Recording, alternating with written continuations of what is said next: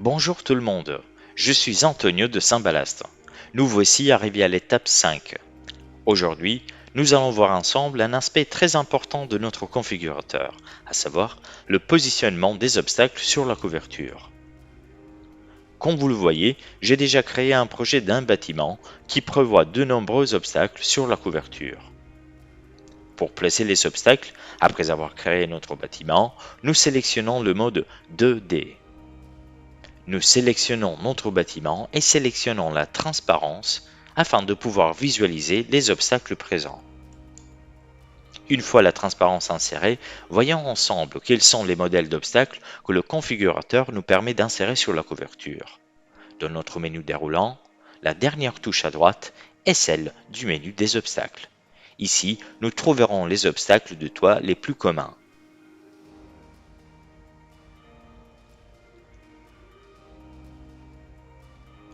Ensuite, les portes et les arbres. Sélectionnons ensemble l'obstacle que nous voulons insérer. En le sélectionnant, un autre menu déroulant apparaîtra où nous pourrions insérer, si nous le connaissons, les mesures précises de notre obstacle. Dans notre cas, nous sélectionnons une taille X de 3 et une taille Z de 1,5. La mesure du décalage peut également être modifiée. Le décalage est la zone autour de l'obstacle où nous ne voulons pas placer nos panneaux. Ensuite, avec la flèche, nous pouvons aller l'insérer sur la couverture. En sélectionnant l'objet, nous avons ensuite les fonctions pour pouvoir le déplacer, le dupliquer, le mettre à l'échelle et éventuellement le supprimer.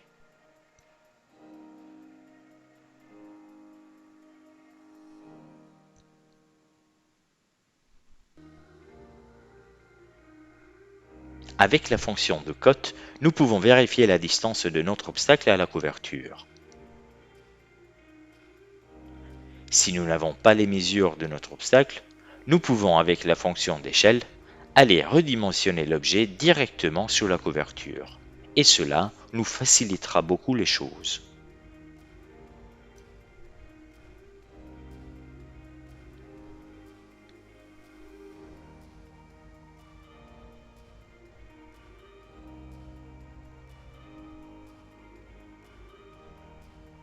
En plus de cette ouverture, nous insérons également ensemble un autre type d'obstacle en sélectionnant le volume.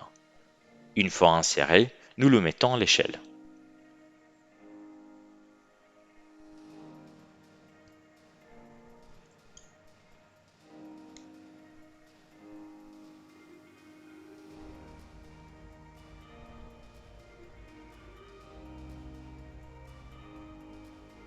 Nous entrons en mode 3D.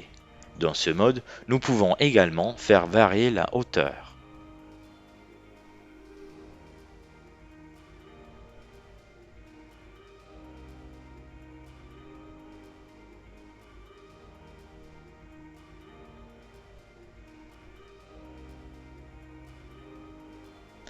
Avec la fonction dupliquer, commençons à dupliquer quelques ouvertures sur notre couverture.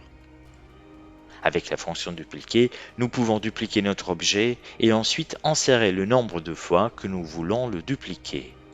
Nous pouvons ensuite le déplacer à notre goût.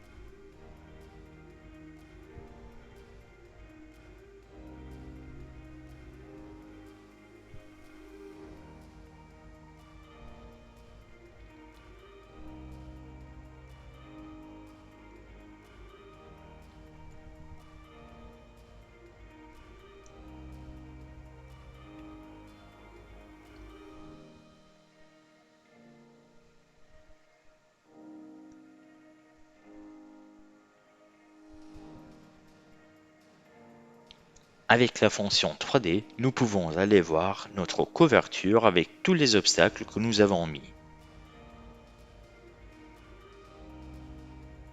Dans ce cas, toujours avec la même méthode, nous pouvons aller insérer des arbres.